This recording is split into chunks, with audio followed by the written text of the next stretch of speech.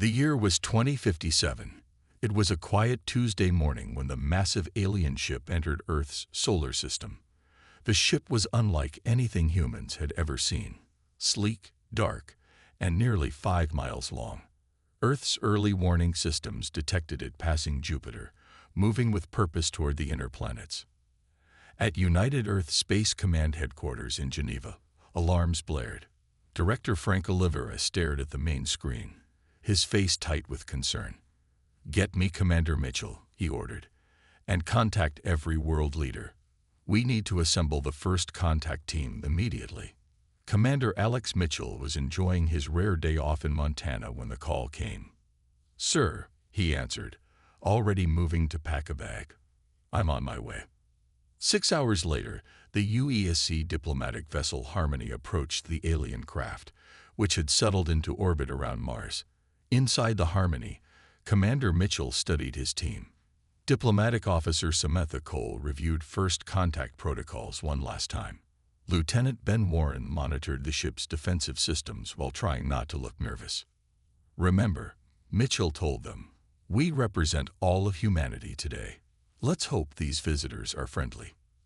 The alien vessel dwarfed the Harmony. A communication request came through, and moments later, a holographic figure appeared on the Harmony's bridge. The alien stood nearly 7 feet tall with pale blue skin, 4 eyes arranged in a diamond pattern, and a mouth that seemed to curve downward even at rest. "I am High Commander Zirax of the Varaxian Imperium," the alien announced in perfect English, having already analyzed Earth's communication patterns. "Your species is now within our territorial expansion zone." Samantha Cole stepped forward. "High Commander, I am Diplomatic Officer Cole of Earth. We welcome peaceful contact and wish to establish friendly relations." Zirax made a sound that might have been a laugh. "Your technological level is primitive. The Varaxian Imperium controls 73 star systems. We do not establish friendly relations with developing worlds. We determine their value and assign appropriate tribute levels." Commander Mitchell joined Cole. "We're not interested in paying tribute. Earth is a sovereign planet. We suggest mutual respect as the basis for our interactions." The 4 eyes of Zirax blinked in sequence. "Interesting. Most species understand their position immediately." The alien tapped something on an unseen console. "Scans show your world is rich in resources. We require 40% of your planet's rare Earth elements, water, and biological diversity samples. You have 30 Earth days to prepare the first shipment." "That's not going to happen," Mitchell said firmly. "We're willing to discuss fair trade, but we won't be bullied." Zirax's upper eyes narrowed. "Bullied? An amusing concept. This is simply the natural order. The strong benefit from the weak." Cole tried again. "Perhaps we can find middle ground. Cultural exchange." "There is no middle ground," Zirax interrupted. "Comply within 30 days or face annihilation. Your species shows some promise. It would be wasteful to destroy you, but we will if necessary." Mitchell felt his hands clench. "You're making a mistake. Humans don't respond well to threats." "Not a threat. A simple statement of fact." Zirax's hologram leaned forward. "We have conquered worlds whose technology was centuries beyond yours. You have 30 days. Use them wisely." The hologram disappeared. On the bridge of the Harmony, silence hung heavy. "Orders, sir?" Lieutenant Warren asked quietly. Mitchell stared at the empty space where Zirax had been. "Take us home, Lieutenant. Earth needs to prepare." As the Harmony turned back toward Earth, they watched the massive Varaxian vessel move away, headed toward the outer solar system. The alien ship accelerated at an impossible rate, then vanished in a flash of light. Back on Earth, emergency meetings convened across the globe. The message from the Harmony was clear. Humanity faced its greatest challenge. They had 30 days to prepare for a war they couldn't possibly win, or so the Varaxians thought. In his office, Director Olivera looked out the window at the Geneva skyline. "They think they know what humans are capable of," he murmured. "They have no idea." Within hours of the Harmony's return to Earth, Leaders from every nation gathered at UESC headquarters. The large conference room buzzed with worried voices. Some called for immediate surrender, while others demanded military action. Director Frank Olivera stood at the front of the room, waiting for silence. "We face an enemy with technology far beyond our own," Olivera said when the room finally quieted. "But humanity has never backed down from a challenge. We will not surrender our planet or our resources." Commander Mitchell stood next to a large screen showing scans of the Varaxian ship. "Our scans detected several potential weaknesses in their vessel. We need to learn more, and quickly." Dr. Lily Reeves, Earth's leading xenobiologist, stepped forward. Her red hair was pulled back in a messy ponytail, and she hadn't slept in 24 hours. "Based on my initial analysis, the Varaxians appear to breathe a nitrogen-heavy atmosphere. Their biology might give us an advantage." Chief Engineer Paul Jackson, a tall man with dark skin and serious eyes, pointed to an image of the alien ship's engine section. "Their propulsion system uses some kind of controlled gravity manipulation. If we can disrupt it, we might be able to disable their ships without destroying them." The president of the African Union stood up. "This is all very interesting, but the Varaxians have conquered 73 star systems. What chance do we have with just 30 days to prepare?" Major Olivia Winters, her military uniform crisp despite the late hour, moved to the center of the room. "We don't fight them directly. We use Earth's greatest resource, our creativity." She typed on a tablet, and the main screen showed a defensive plan. "We'll build decoys, traps, and hidden weapons. We'll use our home field advantage." As the meeting continued, astronomer Kate Daniels rushed in, her face flushed with excitement. She hurried to Olivera and whispered something that made his eyes widen. "Dr. Daniels has just informed me that the Varaxian ship has established some kind of base on Triton, Neptune's largest moon," Olivera announced. "They may be preparing for an extended campaign." The room erupted again until Olivera raised his hands. "This gives us time and a target. I'm authorizing Project Phoenix effective immediately." Later, in a smaller, secure room, the core team gathered around a table. Project Phoenix details appeared on personal tablets, then erased themselves after 30 seconds. "This is insane," Engineer Jackson said, staring at Olivera, "but it might actually work." Dr. Reeves nodded. "The biological agent is feasible. I'll need at least 15 days." Major Winters studied the tactical plans. "We'll need volunteers for the insertion teams. It's essentially a suicide mission." "I'll lead it," Commander Mitchell said without hesitation. Samantha Cole, who had been quiet since the first contact meeting, finally spoke. "While you prepare your weapons, let me try one more diplomatic approach. The Varaxians might not be united. We could look for allies." "Do it," Olivera said. "We need every advantage." As the meeting ended, Engineer Jackson pulled Mitchell aside. "Sir, we've detected unusual energy readings from Mars colony. Someone's building something big down there, and it's not on any official project list." Mitchell frowned. "Get me transportation to Mars. I need to see this myself." The next morning, Mitchell boarded a fast transport to Mars colony. As the ship lifted off, he watched Earth grow smaller through the viewport. Blue oceans, swirling white clouds, green and brown landmasses. Everything humanity had ever known or built was on that fragile sphere. "We're not going to let them take you," he whispered to the retreating planet. In orbit, automated factories began constructing components for weapons that had existed only in theoretical papers just days ago. On Earth's surface, military units mobilized while pretending they weren't. In underground labs, scientists worked around the clock on technologies that might save their world. And far away, on Neptune's moon Triton, the Varaxians prepared for what they thought would be an easy conquest, completely unaware of what humanity was planning for them. The small alien craft entered Earth's atmosphere at night, its stealth systems active. It streaked across the dark Iowa sky like a falling star before settling gently in a cornfield. The farmer, Greg Simmons, was still awake when he saw the flash through his kitchen window. Greg grabbed his shotgun and flashlight, more out of habit than any real sense of danger. At 57, he had seen many strange things in his life, but nothing prepared him for what waited in his cornfield. The alien was shorter than a human, with pale green skin and large dark eyes. It raised three-fingered hands in what looked like a gesture of peace. "Help," it said in broken English. "Danger coming." Greg lowered his shotgun. "Who are you?" "Krell, from Centauri System. Escaped Voraxians." 3 hours later, UESC agent Nancy Ward arrived at Greg's farmhouse. She had been the closest agent when the alert came through. Her dark SUV kicked up dust as it raced down the country road, and she had her hand on her weapon when Greg opened the door. "He's in the kitchen," Greg said simply. "I gave him some soup. He seemed hungry." Agent Ward found Krell sitting at the kitchen table, sipping chicken noodle soup with obvious enjoyment. The alien looked up when she entered. "Earth government?" Krell asked.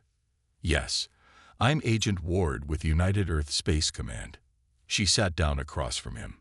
"Why are you here, Krell?" "To warn. To help." Krell placed a small device on the table. It projected a holographic map of the galaxy with several systems highlighted in red. Voraxian conquests, 73 worlds, all same pattern. Demand resources, then take control. Then take people for labor. My world was 45th. Ward studied the map. "You escaped." Krell's large eyes blinked slowly. "Resistance exists. Hidden. Many species fight Voraxians in secret. I came to warn Earth. You are next target."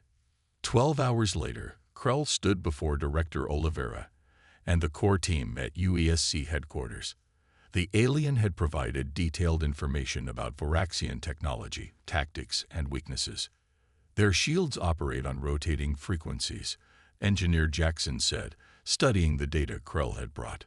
"If we can predict the pattern, we might be able to penetrate them." Dr. Reeves was even more excited. "Krell's information confirms my theory about their respiratory system. They're highly sensitive to certain compounds that don't affect humans at all." Krell nodded. "Voraxians arrogant, think all species weak because we were conquered separately. But together." The alien made a gesture with his three-fingered hands that suggested strength. "You're saying there's an underground resistance network?"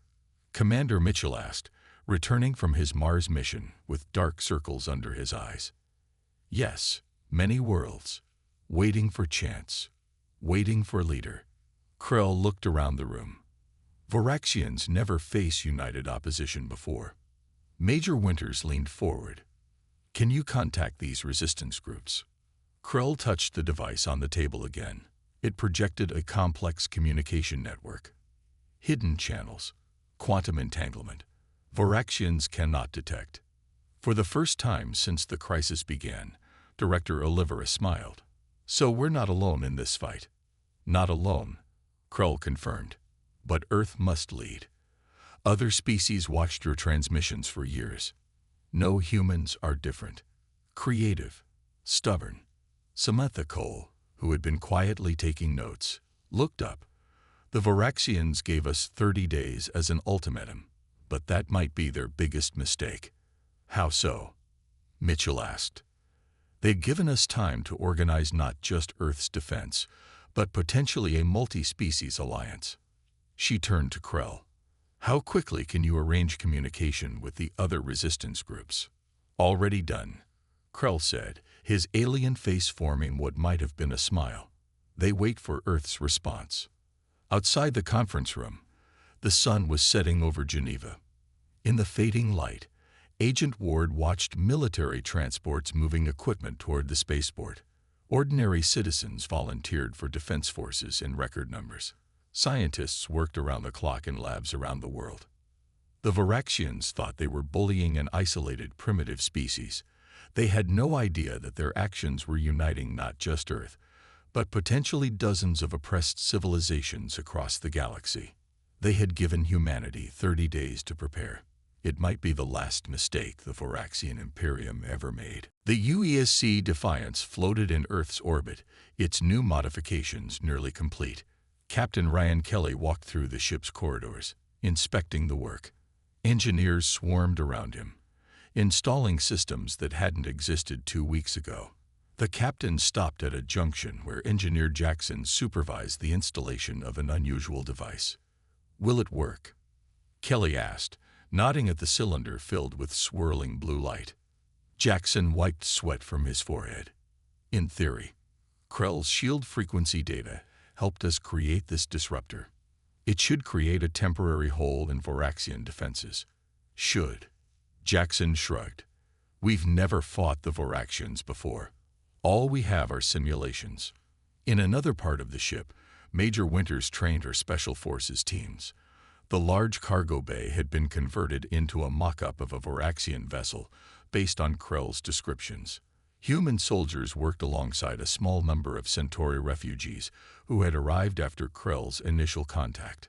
"Remember," Winters shouted as the teams practiced boarding maneuvers, "Voraxians have poor lateral vision. Always attack from the sides." A soldier raised his hand. "Ma'am, what if the disruptors don't work?" Winters gave him a hard look. "Then we ram their ships and board them anyway. We're not letting them take Earth." Meanwhile, in her laboratory beneath Geneva, Dr. Reeves worked with Krell to perfect their biological countermeasure.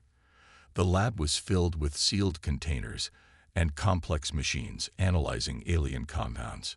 "The gas affects their respiratory system without harming humans or other species," Dr. Reeves explained to Director Oliverat during his inspection. "It won't kill them, but it will incapacitate them for hours." Krell added, "Voraxians pride on physical strength. This gas make them weak like children. Great shame for warriors." Olivera nodded. "How much can we produce in the next 10 days?"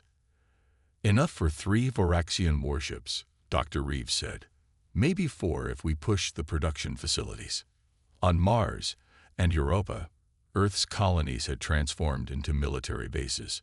Civilian populations moved into underground shelters while defense platforms were installed on the surfaces. Workers built armaments day and night, racing against the Voraxian deadline. At a secret facility in Antarctica, the most ambitious project took shape. Engineer Jackson called it the Slingshot Array, a network of gravity manipulators designed to alter the trajectories of asteroids. The science was theoretical, based partly on observations of Voraxian propulsion technology. "If it works," Jackson told Commander Mitchell during a secure video call, "we can use the asteroid belt as ammunition." Mitchell frowned. "And if it doesn't work?" "Then we have a very expensive failure on our hands." 20 days after first contact, Samantha Cole met with representatives from the growing alliance via Krell's quantum communication device. Holograms of 6 different alien species filled the secure conference room. "The Voraxians expect us to either surrender or prepare a conventional defense," Cole told them. "They don't expect us to have allies, and they certainly don't expect us to attack." A crystalline being that called itself Mirror Tall vibrated with light patterns that translated as speech. "Your plan is aggressive. Most species tried defense only. All failed." "Humans don't think like other species," Cole replied. "We're not just going to defend Earth, we're going to take the fight to them." The alien representatives exchanged looks that crossed the boundaries of different biologies, but still conveyed the same emotion. Surprise mixed with respect. In orbit around Neptune, the Voraxian forward base grew as more ships arrived from their empire. High Commander Zurak studied reports about Earth's activities with growing interest. "They armed themselves," he told his subordinates. "Primitive weapons, but interesting designs. Perhaps humans will be more useful than we thought." His second-in-command checked the calendar. 10 days until the deadline. "Commander, should we prepare for resistance?" Xerax made a dismissive gesture. "Minor resistance at most. No primitive species has ever stood against the full might of the Imperium." Back on Earth, Captain Kelly addressed the crew of the Defiance. "The Voraxians think we'll be easy prey. They think we'll submit to their demands or die trying to defend ourselves. But Earth has other plans. And in 7 days, we're going to show them exactly what those plans are. The Voraxian fleet arrived exactly 30 days after first contact. 7 massive warships and 20 smaller vessels emerged from faster-than-light travel near Mars' orbit. Their hulls gleamed with a metallic purple sheen that seemed to absorb light rather than reflect it. On Earth, billions watched the live feeds from orbital cameras. Schools closed. Businesses shut down. Families gathered together, waiting to see what would happen next. High Commander Zirax's face appeared on screens worldwide. People of Earth, your deadline has arrived. We see no signs of resource preparation. This is disappointing. Director Olivera stood before the emergency session of world leaders. We transmit now. They nodded, and Olivera faced the camera. High Commander, Earth has considered your demands and reached a decision. We decline to submit. Earth is not yours to take. Zirax's 4 eyes blinked in sequence. Then you have chosen extinction. Unfortunate, but not unexpected. The transmission ended. Minutes later, 3 Voraxian warships moved toward Earth while the others maintained position near Mars. They're splitting their forces, Major Winters noted in the UESC command center. Just like Krell predicted. Captain Kelly's voice came through the comm system. Defiance is ready.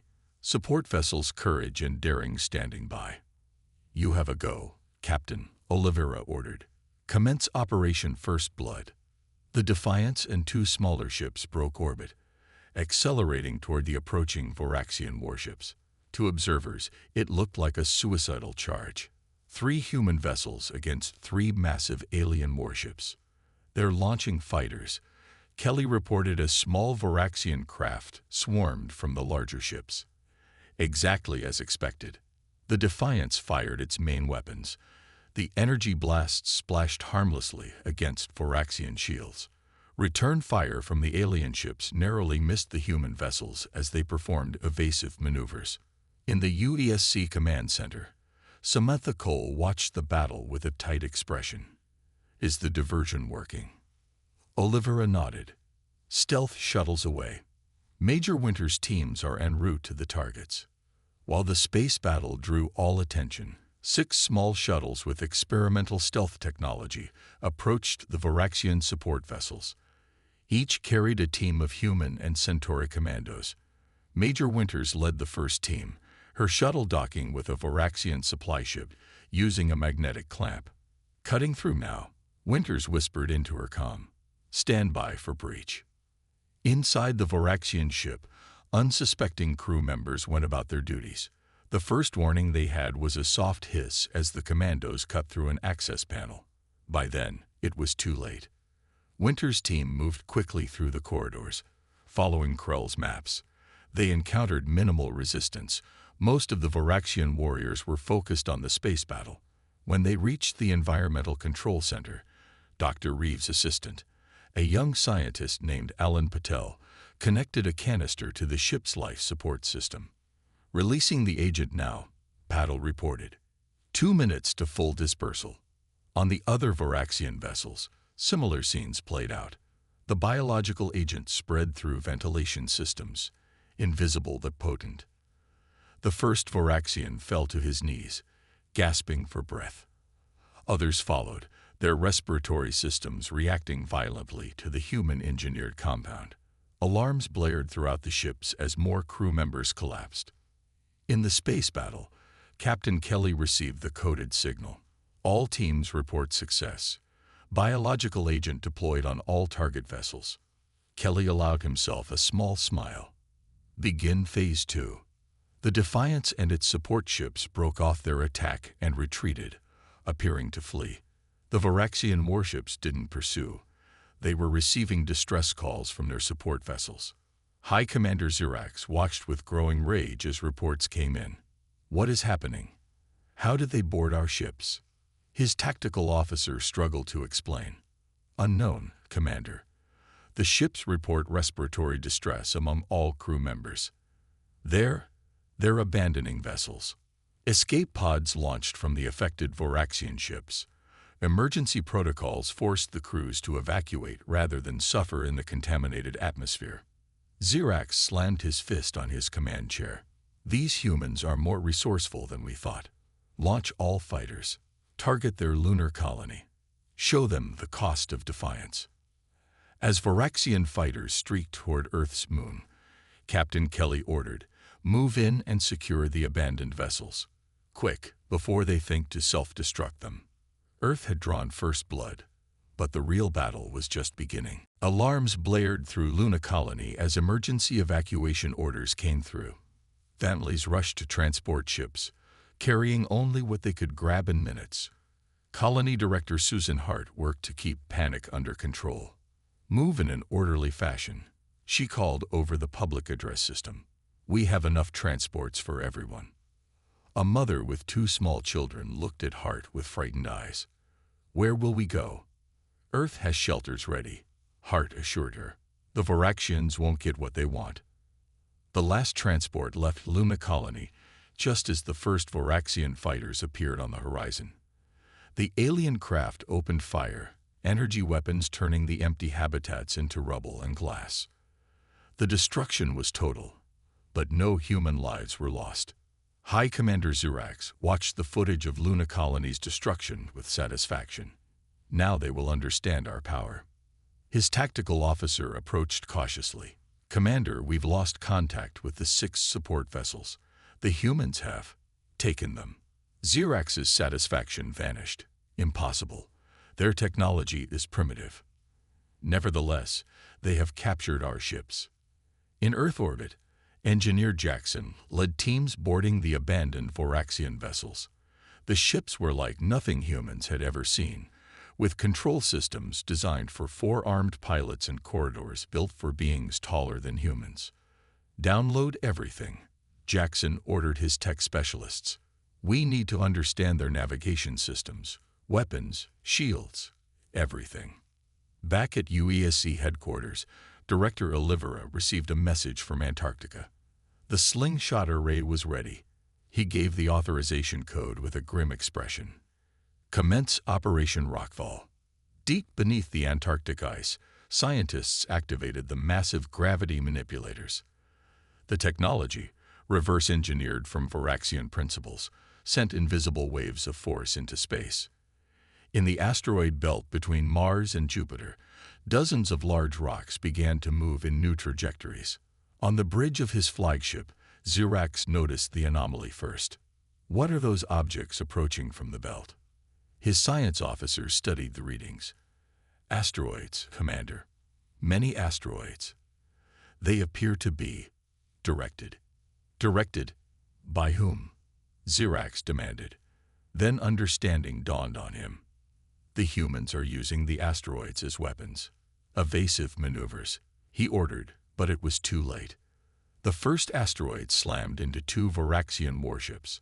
Their shields flared bright purple, then failed under the kinetic impact. Hull breaches opened across both vessels, spewing atmosphere and crew members into space. While the Varaxians dealt with the asteroid attack, Captain Kelly led the Defiance and the captured ships in a coordinated assault. The human vessel now carried weapons salvaged from the Varaxian support ships. "Target their communication arrays," Kelly ordered. "Fire." The Defiance launched weapons that the Varaxians recognized as their own. The familiar energy signatures confused the alien defense systems, which hesitated to block what they identified as friendly fire. Simultaneously, Engineer Jackson's hacking team uploaded a virus into the Varaxian communication network. Warning systems crashed. Targeting computers displayed false information. Ship-to-ship communications became garbled. In the confusion, Major Winters led boarding parties onto the damaged Varaxian warships. The Special Forces teams moved with precision, securing critical areas and deploying more of Dr. Reeves' biological agent. From his command center, Director Olivera played his final card. Activate the orbital platforms. Around Earth, hundreds of seemingly innocent satellites suddenly transformed, revealing hidden weapon systems. They had been placed in orbit over the previous weeks, disguised as communication upgrades and research platforms. The platforms opened fire on the remaining Voraxian ships, catching them in a crossfire between Earth's orbit and the approaching human fleet. High Commander Xerax stared at his tactical display in disbelief. 3 of his warships were crippled. 2 more were under attack from within. His support vessels were captured. And now Earth itself seemed to bristle with weapons that hadn't been there before. "Retreat," he ordered, his voice filled with rage. "Pull back to Neptune's orbit. We need reinforcements." As the remaining Voraxian vessels fled toward the outer solar system, cheers erupted in command centers across Earth. But the celebration was short-lived. "They'll be back," Commander Mitchell said quietly. "And next time, they'll bring their full fleet." Director Olivera nodded. "Then we better be ready. We've bought ourselves some time. Now we need to use it." Krull's quantum communication device hummed softly in the center of UESC's main conference room. The alien stood beside it, his 3-fingered hands making small adjustments to the controls. Around the table sat Earth's leadership team, waiting with nervous anticipation. "News of your victory spreads," Krull told them. "Many worlds now know humans fought Voraxians and won first battle." The device glowed brighter, and suddenly the room filled with holograms of various alien species. Some looked almost human. Others were completely different. Crystalline structures, floating gas clouds, and beings made of what looked like liquid metal. Samantha Cole stepped forward. "Thank you for joining this meeting. Earth has struck the first blow against the Voraxian Imperium, but we know they will return with greater forces." A tall, slender alien with blue skin spoke first. "I am Ambassador Tellus of the Aldarian Collective. For 200 years, we have paid tribute to the Voraxians. Your resistance gives us hope." "Hope is not enough," rumbled a massive, rock-like being. "We need weapons, ships, warriors. And you shall have them," Director Olivera promised. "Earth is preparing to share everything we've learned from the captured Voraxian vessels." Over the next several hours, Earth's representatives outlined their plan.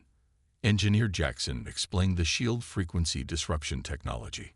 Dr. Reeves shared the formula for the biological agent. Major Winters detailed boarding tactics. But most importantly, Commander Mitchell said, "We need to coordinate our efforts. If we all rise up at once, the Voraxians cannot suppress us all." The alien representatives looked at each other. Centuries of oppression had made them cautious, but something about the humans' confidence was contagious. "The Meritons will join you," said a being that seemed to be made of water contained in a humanoid shape. "Our aquatic worlds have minerals the Voraxians desire. We will cut off their supply." "The Volari hives vote to fight," chittered an insectoid representative. "We will convert our mining equipment to weapons." One by one, the representatives pledged their support. Some offered resources, others promised fighters. A few could only offer intelligence about Voraxian movements, but every contribution mattered. When the meeting ended, Krull turned to Cole with an expression she was learning to read as pride. "See, humans inspire others. You fight when others surrender. You find ways when others see none." Meanwhile, Captain Kelly led a small fleet of Earth vessels and captured Voraxian ships toward the Centauri system. The mission was diplomatic as much as military, to show Earth's new allies that humans were willing to take the fight beyond their own solar system. As they approached Krell's home planet, Kelly stood on the bridge of the Defiance, now enhanced with Voraxian technology. Status report on the Voraxian presence. His tactical officer, Lieutenant Maria Rodriguez, checked her instruments. "1 patrol ship in orbit, Captain. Minimal crew. They don't maintain large forces on conquered worlds." "Perfect. Prepare boarding teams. Let's show the Centauri people that their oppressors can be defeated." The liberation of Centauri Prime took less than 3 hours. The Voraxian patrol ship was disabled by the same tactics that had worked in Earth's solar system. The small garrison on the planet surrendered when faced with both human forces and an uprising of the local population. As word of the Centauri liberation spread, more worlds reached out through Krell's communication network. The alliance grew daily. Species that had never spoken to each other now exchanged knowledge, resources, and fighters. Back on Earth, factories worked around the clock to produce weapons based on Voraxian designs, but improved by human innovation. Ships were refitted with new technology. Soldiers trained with alien allies, learning to fight as a unified force despite their biological differences. In his office, Director Oliveira studied reports from across the growing alliance. What had begun as Earth's desperate defense had transformed into a galactic revolution. But the real test was still to come. Voraxian reinforcements were gathering. High Commander Xerax had called for ships from across the Imperium. When they arrived, they would face not just Earth, but a united front of formerly conquered worlds. The bullies of the galaxy were about to learn a harsh lesson about the consequences of their actions. The combined Alliance fleet gathered at the edge of Sol's system. Ships of dozens of different designs formed a defensive line between Neptune and Uranus. Some were massive Uldarian crystal vessels that refracted light in rainbow patterns. Others were sleek Maritan ships that moved like fish through the void. The Insectoid Volari contributed swarms of small, fast fighters. And at the center of the formation flew Earth's vessels, led by the Defiance. Captain Kelly stood on his bridge, watching the tactical display. "All ships report ready, Captain," Lieutenant Rodriguez informed him. "And not a moment too soon," Kelly replied, pointing to the screen. "Here they come." The Voraxian armada emerged from faster-than-light travel in a massive wave. Over 50 warships, each larger than any in the Alliance fleet, arranged themselves in attack formation. At their center was High Commander Xerax's flagship, twice the size of the others. Xerax's face appeared on communication screens across the Alliance fleet. "This rebellion ends today. The Voraxian Imperium has ruled the galaxy for 1,000 years. You are nothing but a temporary annoyance." Director Oliveira, commanding from UEST headquarters, responded, "You mistake patience for weakness, Commander. The species you've oppressed have been waiting for the right moment. That moment has arrived." Xerax laughed. "Your alliance is pathetic. Primitive humans leading a collection of failed species. Surrender now, and some of you may survive as slaves." Oliveira's answer was simple. "Begin the attack." The battle started badly for the alliance. Despite their preparations, the Voraxian warship's firepower overwhelmed several Allied vessels in the first exchange. The Maritan cruiser Water Dancer exploded in a cloud of steam and debris. 3 Volari fighters vanished in flashes of light as Voraxian beam weapons found their marks. On the Defiance, warning lights flashed as shields absorbed hit after hit. "Shields at 60%, Rodriguez reported, her voice steady despite the danger. "Hold position," Kelly ordered. "We need to give Dr. Reeves and Krell time."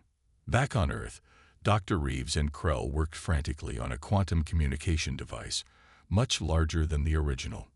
"The encryption is almost broken," Reeves said, her fingers flying over the controls. "Just a few more minutes." Major Winters and her Special Forces team used the chaos of the space battle as cover. Their stealth shuttle approached Xerax's flagship undetected. "Docking clamps engage," Winters whispered into her comm. "Cutting through now." Engineer Jackson sat in a secure bunker beneath Geneva, surrounded by screens showing code. "The virus is ready," he told Oliveira over a secure channel. "I just need access to their network." In space, the battle grew more desperate. Alliance ships fell one by one as Voraxian firepower proved overwhelming. The Defiance took a direct hit, losing an engine pod. "We can't hold much longer," Kelly reported to Earth. "Where's that miracle you promised us?" On cue, Major Winters' voice came through the comm. "We're in. Uploading the virus now." Across the Voraxian fleet, systems began to malfunction. Weapons powered down. Shields flickered and failed. Communication arrays turned against their own ships, broadcasting static that overloaded sensors. Simultaneously, Dr. Reeves and Krell activated their enhanced quantum device. "Transmitting now," Reeves announced. Throughout the galaxy, on every world the Varaxians had conquered, the message spread. It contained evidence of the Varaxian atrocities, proof of their defeats at human hands, and a call to rise up. More importantly, it contained the technical specifications for weapons that could defeat Varaxian technology. On dozens of worlds, rebellions erupted simultaneously. Varaxian garrisons found themselves under attack. Supply lines were cut, communication hubs destroyed. High Commander Xerax stared in disbelief as reports flooded in from across the Imperium. His ship's systems were failing around him. Warning lights flashed everywhere. Then the door to his command center exploded inward, and Major Winters led her team onto the bridge. "High Commander Xerax," she said, leveling her weapon at him, "in the name of the Galactic Alliance, you are relieved of command." 3 months later, representatives from 87 formerly oppressed species gathered on Earth to sign the charter of the new Galactic Cooperative. The massive Varaxian fleet, now under Alliance control, was being repurposed to defend free worlds rather than conquer them. Director Olivera signed for Earth, then passed the pen to Krell, who signed for the Centauri. One by one, each species added their mark. "They tried to bully humanity," Commander Mitchell said quietly to Samantha Cole as they watched the ceremony. "But Earth had other plans." Cole smiled. "Not just Earth. We all had other plans. They just needed someone to show them it was possible." Out among the stars, the news spread. The bullies of the galaxy had been defeated not by superior force, but by the united will of those they had oppressed. And leading that alliance was a species that, just months before, the Varaxians had dismissed as primitive and weak. It would be the last time anyone made that mistake about humanity.